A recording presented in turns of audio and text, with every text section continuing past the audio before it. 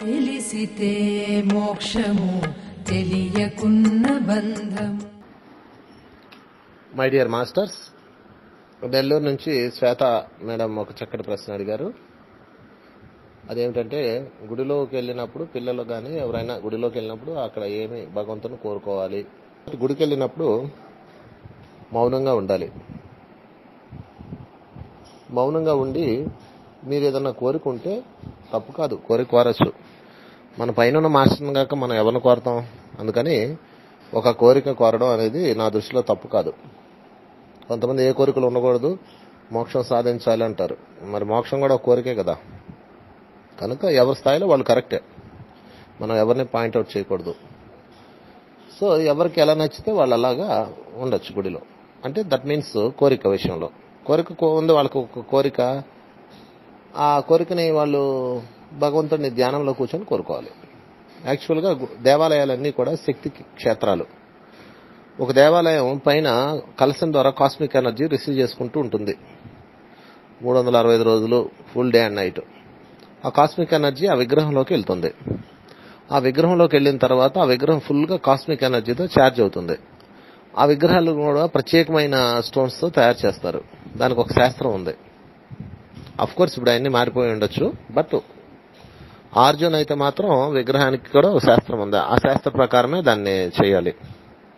ఇంకొక ఆ cosmic energy ఆ విగ్రహం రాత్రి అంతా తీసుకుంటుంది. పొద్దున్నే మనం దేవాలయానికి వెళ్ళినప్పుడు అక్కడ ఆ విగ్రహం పాదాల దగ్గర మనం తలను పెట్టాలి. అదే సాష్టాంగ నమస్కారం.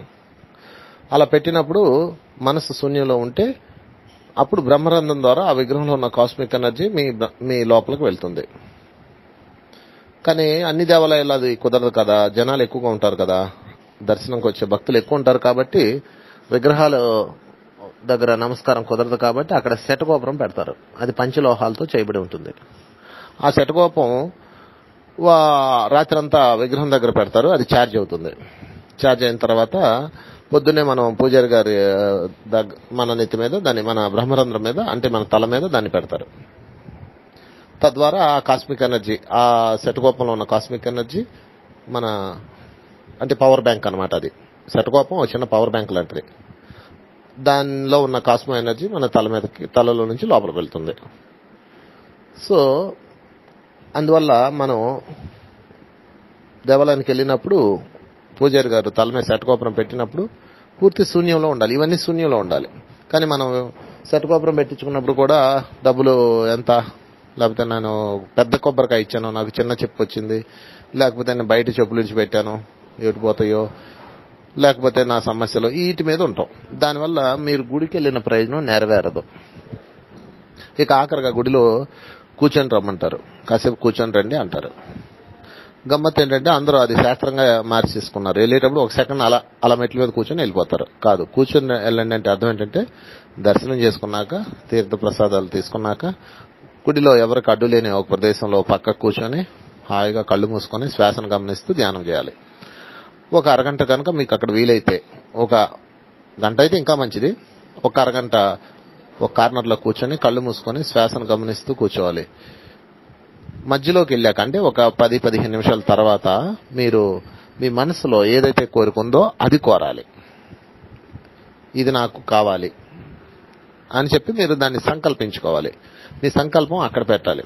అప్పుడు 3 సార్లు సంకల్పించుకున్నాక మరలా ఒక 15 నిమిషాలు ధ్యానం చేయాలి. అంటే ధ్యానం మధ్యలో సంకల్పం పెట్టుకోవాలి. తర్వాత సంకల్పం పూర్తవగానే నెమ్మదిగా ధ్యానంలోంచి బయటకు వచ్చి ఇంటికి వచ్చేయాలి. అంటే గుడిలో ప్రారంభమైన దగ్గర నుంచి ఎండ్ అయినంత వరకు పూర్తి మౌనంలో, నోటిలో ఉన్న మౌనం, మనసులో ఉన్న శూన్యం రెండు ఉండాలి. ఊరికే వాగుతూ ఉంటారు గుడికి వెళ్ళి. ఎందుకు వాగుతారో ఎవరికి తెలీదు. ఒకప్పుడు గుళ్ళన్నీ చాలా ప్రశాంతంగా ఉండేవి. ఇప్పుడు అక్కడ పంచాయతీ ఆఫీసుల కన్నా దారుణంగా ఉంది. మాట్లాడుకుంటూనే ఉంటారు, కాకలాడుకుంటూనే ఉంటారు, కబక నవ్వుకుంటూనే ఉంటారు. ఎందుకు వస్తారో ఏంటో అన్నట్లుంటారు. సో అలా ఉండకూడదు. ఆ విధానం మనం మారుద్దాం. ఫస్ట్ గుడిలోకి వెళ్ళినప్పుడు మొదట కాళ్ళు కడగమంటారు. ఎందుకంటే ప్రపంచాన్ని వదిలేస్తున్నానని దాని అర్థం. అంటే ప్రపంచాన్ని మీరు పక్కన పెట్టేయాలి. ప్రపంచాన్ని పక్కన పెట్టడం అంటే కాళ్ళు కడగడం, అది కాళ్ళ యొక్క అంతరార్థం.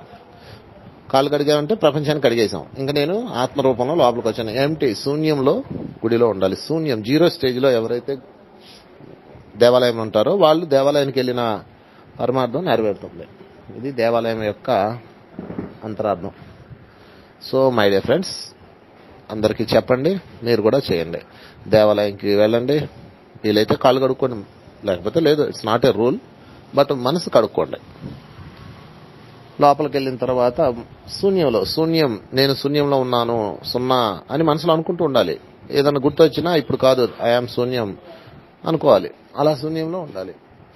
వీలైతే ప్రసాదాలు తీసుకొని చెట్టుకొబ్బరి పెట్టుకొని ఒక కార్నర్లో, ఒక పక్కగా ఎవరికి అడ్డులేని ప్లేస్లో కూర్చొని శ్వాసను గమనిస్తూ ఒక అరగంట కనుక ధ్యానం చేయగలిగితే ఆ గుడిలో ఉన్న అద్భుతమైన విశ్వశక్తి మీరు నరనరాల్లో చేరి మీకు ఆత్మ యొక్క చైతన్యం వృద్ధి అవుతుంది. ఆత్మ చైతన్యం వృద్ధి అయినప్పుడు మీ యొక్క మిగతా శక్తులన్నీ ఆటోమేటిక్గా వస్తాయి. ఇది దేవాలయం యొక్క మూలం.